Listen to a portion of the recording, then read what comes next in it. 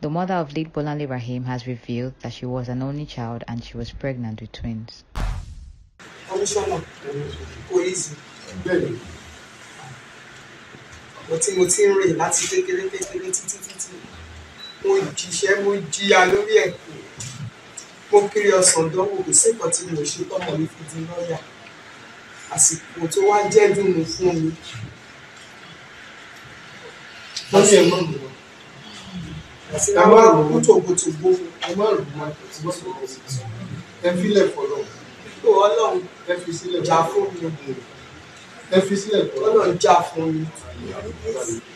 Ẹ fi sílẹ̀ fọlọ́. Ẹ má rò ó. Tí ọmọdún márùn-ún sí ọmọdún mẹ́fà sílẹ̀ fún mi. Lórí child. Kí n tẹ́ sọ lọ́wọ́ ní wa. Ọlọ́run nìkan ló máa dùn mí. Àmín. Ọlọ́run ló máa dùn mí. Àmín. Ju gbogbo ọmọ tẹ́ ìsọ̀rọ̀ àbọ̀. Ní ká fi gbogbo ẹgbẹ́ ìfọ̀lọ́. Ó Ọlọ́run ti fi sílẹ̀ fún ẹ fi fún Ọlọ́run.